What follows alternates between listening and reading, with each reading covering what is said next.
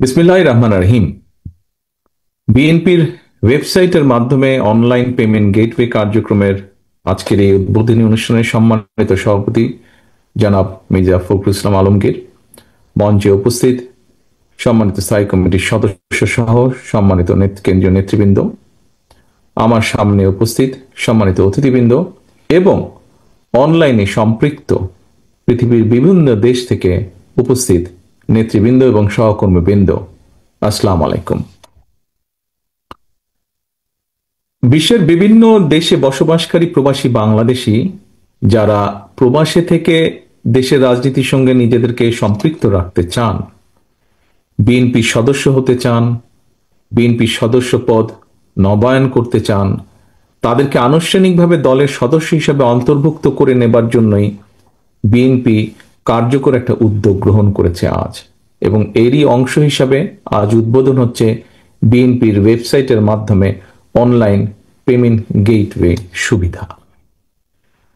প্রবাসী বাংলাদেশিগণ দূর প্রবাসে থাকলেও অধিকাংশ প্রবাসীর পরিবার পরিজন দেশেই বসবাস করেন। সঙ্গত কারণেই রাজনীতির সঙ্গে অনেক প্রবাসীর সরাসরি যোগাযোগ বা সংযোগ না থাকলেও পরিবার সঙ্গে কিন্তু তাদের নিবিড় যোগাযোগ বা প্রতিনিয়ত একটা যোগাযোগ আছে। ফলে প্রবাসীরা দূর প্রবাসে থাকলেও তাদের হৃদয়ে কিন্তু 24 ঘন্টার প্রতিটা মুহূর্তই বাংলাদেশ।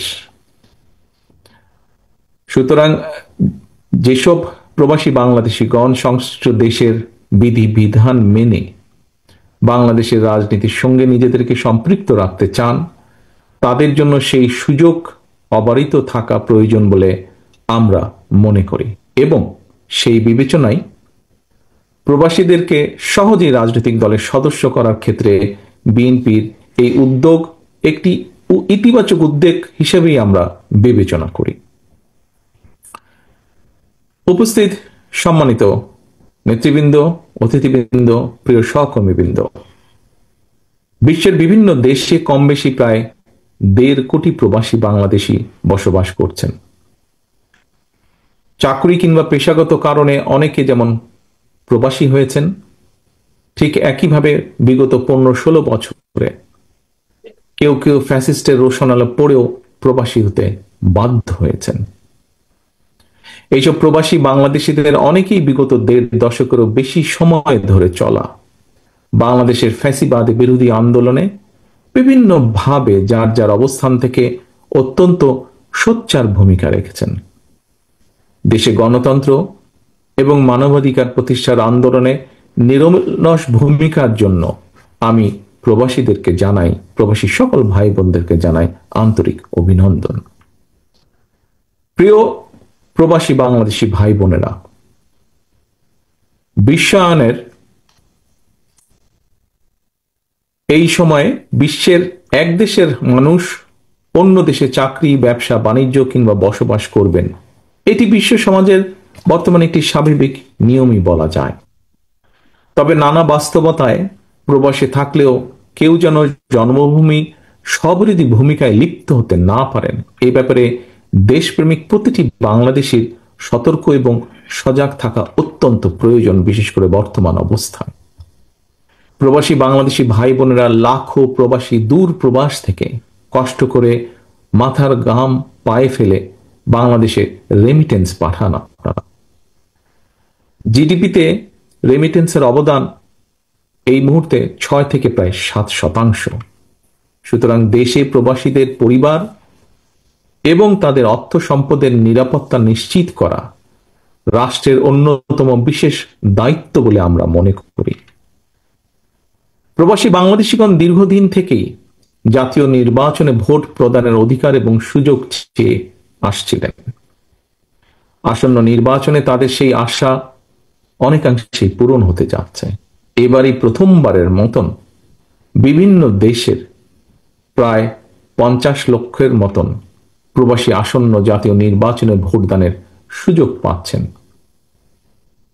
আমি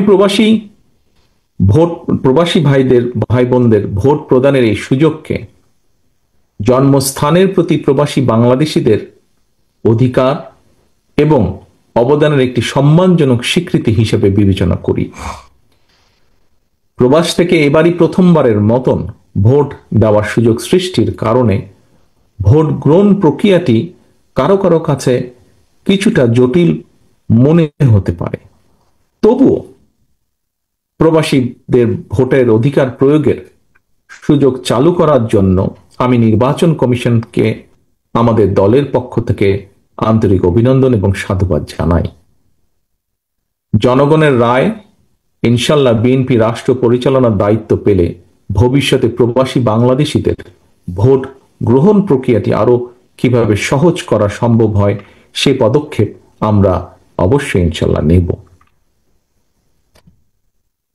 প্রিয় উপস্থিতিবৃন্দ, সম্মানিত সহকর্মী নেতৃবৃন্দ,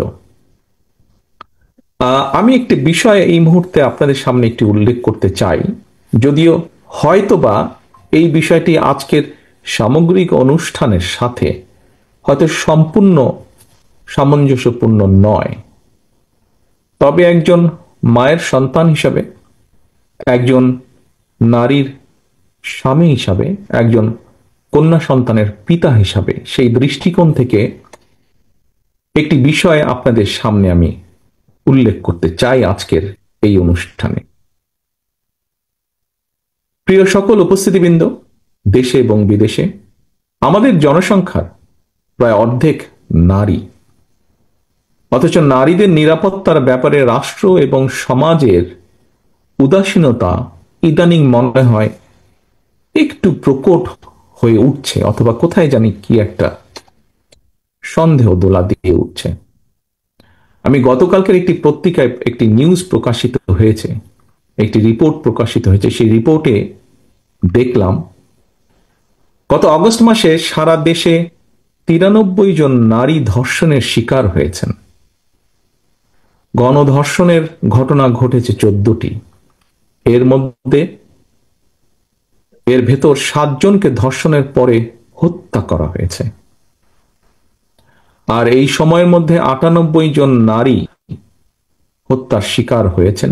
নারী এবং শিশুদের জন্য নিরাপত্তাহীন সমাজ নিশ্চয়ই সভ্য সমাজ হিসেবে গণ্য হতে পারে না। আমি শুধু বাংলাদেশ জাতীয়তাবাদী দলের মহিলা দল নয়, মহিলা দল সহ বাংলাদেশের সচেতন নারী সমাজ সহ সকল মানুষকে দৃষ্টি আকর্ষণ করে বলতে চাই, আপনারা যার যার অবস্থান থেকে আমাদের কন্যা মা বোনদের সঙ্গে কথা বলুন, তাদের সমস্যাগুলো নিয়ে এলাকা ভিত্তিক প্রস্তাব তৈরি করুন, চিন্তা ভাবনা করুন। নারীদের নিরাপত্তা নিশ্চিত করার বিষয় রাষ্ট্র অবশ্যই উদাসীন থাকতে পারে না। সরকার এবং প্রশাসন অবশ্যই ভূমিকা রাখা প্রয়োজন এখানে, কিন্তু এর পাশাপাশি একটি রাজনৈতিক দল হিসাবে, রাজনৈতিক দলের কর্মী হিসাবে আমাদেরও দায়িত্ব আজ নারীদের জন্য নিরাপদ সমাজ গঠনে আমাদের যে কোনো অবস্থান বা ভূমিকা রাখা। নারী এবং শিশুদের নিরাপত্তা রক্ষায় সামাজিক উদ্যোগ আমার ব্যক্তিগত অনুভূতি অত্যন্ত জরুরি হয়ে পড়েছে। সম্মানিত সকল উপস্থিতিবৃন্দ, নেতৃবৃন্দ, এবার আমি দেশে প্রবাসে বিএনপি তথা বাংলাদেশের জাতীয়তাবাদী শক্তির প্রতিটি নেতাকর্মী, শুভাকাঙ্ক্ষী, সমর্থকদের উদ্দেশ্যে দু একটি কথা বলতে চাই। প্রতিষ্ঠার পর থেকে বিভিন্ন সময়ে বিএনপি দেশি বিদেশি ষড়যন্ত্রের শিকার হয়েছে। তবে বিএনপি প্রতি দেশের গণতন্ত্র এবং স্বাধীনতা প্রিয় জনগণের আকুণ্ঠ সমর্থনের কারণে ষড়যন্ত্রকারীরা অধিকাংশ সময় প্রত্যাখ্যাত হয়েছে। এবং বাস্তবতা হচ্ছে গণতান্ত্রিক জনগণের কাছে বিএনপি একটি বিশ্বস্ত রাজনৈতিক প্রতিষ্ঠান।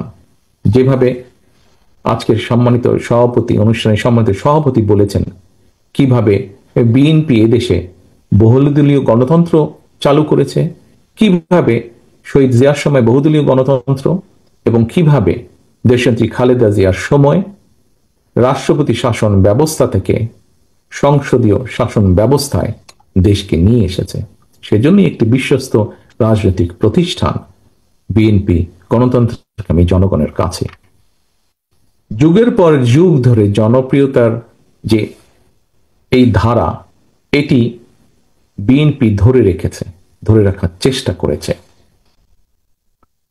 গণতান্ত্রিক বিশ্বের রাজনৈতিক দলগুলোর সাফল্যের ইতিহাস যদি আমরা পর্যালোচনা করি, বিএনপির অবস্থান এই ক্ষেত্রে যথেষ্ট গৌরবের। এই জন্য আমি সবার আগে দেশের গণতান্ত্রিক আমি জনগণের প্রতি জানাই আমার আন্তরিক কৃতজ্ঞতা।